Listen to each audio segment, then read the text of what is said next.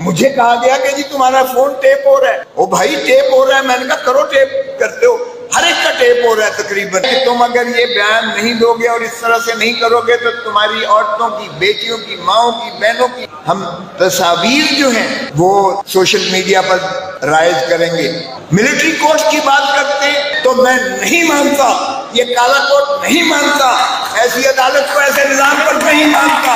ہم دیکھتے ہیں کون سا جج کہتا ہے کہ بنیادی حقوق کے متصادم نہیں ہے ملٹری کوڈ.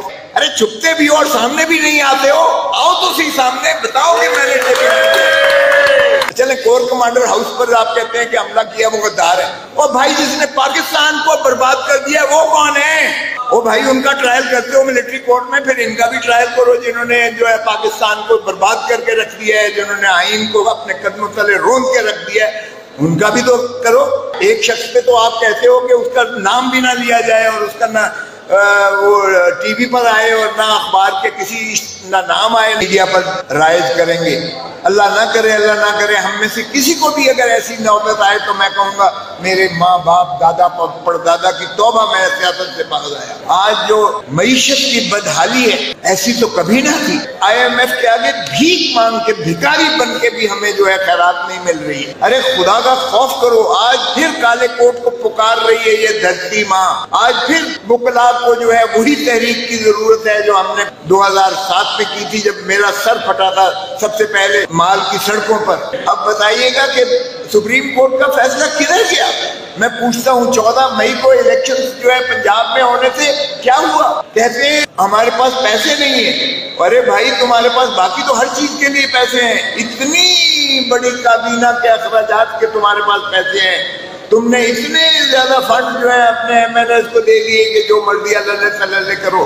پھر کہا گیا کہ ہمارے پاس جو ہے رینجر دینے کے لیے نہیں ہے. ڈیفنس منسٹری نے کہا او بھائی پاکستان پر قبضہ کرنے کے لیے 245 آرٹیکل لگا کے آپ نے سارے پاکستان میں فوج بھیج دی. تو بھائی عوام پر ڈنڈے برسانے کے لیے, ان کے گھروں میں گھس جانے کے لیے, ان کے جو ہے دیواریں توڑنے کے لیے, ان کے دروازے توڑنے کے لیے, ان کی مذکورات کو پکڑ کر ان کو جو ہے جیلوں میں ٹھونسنے کے لیے وہ آپ کو سب کچھ مل جاتا ہے. یہ پاکستان کو قید خانہ بنا دیا گیا ہے. یہ کلاسیفائڈ جیل ہے اس وقت. نہ عدالت کی کوئی عزت ہے تکریم ہے اور نہ وکیل کی کوئی تعظیم اور تکریم ہے. کیا یہی پاکستان تھا جو علامہ اقبال کا تخیل تھا اور جس کو قائد اعظم محمد علی جناح نے ایک بیرسٹر نے تکمیل پذیر کیا تھا؟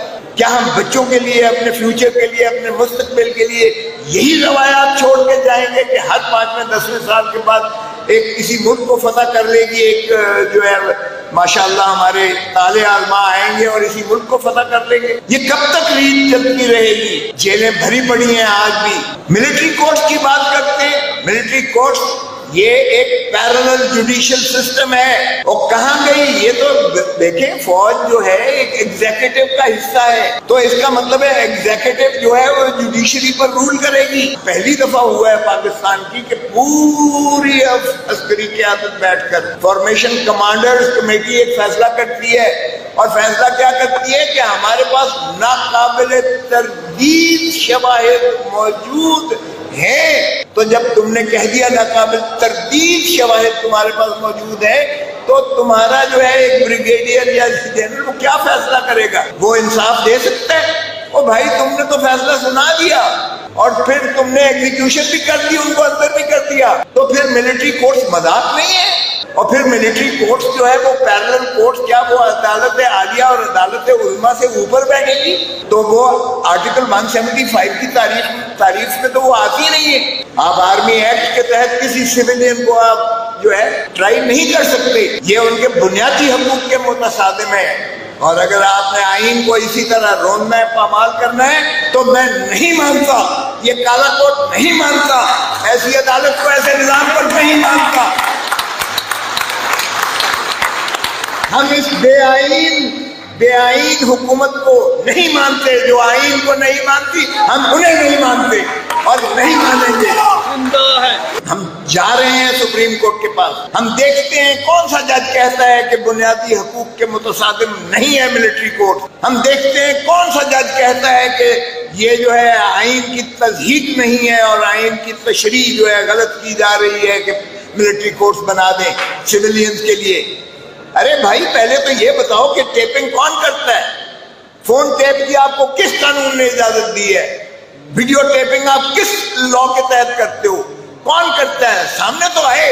ارے چھپتے بھی ہو اور سامنے بھی نہیں آتے ہو, آؤ تو صحیح سامنے, بتاؤ کہ میں نے ٹیپنگ کی. اب تو آپ کی پرائیویسی ختم ہو کے رہ گئی ہے پاکستان میں. مجھے کہا گیا کہ جی تمہارا فون ٹیپ ہو رہا ہے. او بھائی ٹیپ ہو رہا ہے, میں نے کہا کرو ٹیپ کرتے ہو. ہر ایک کا ٹیپ ہو رہا ہے تقریباً, جو بھی ذرا میرے طرح مشکوک بندہ ہے سبھی کی ٹیپ ہو رہی ہے.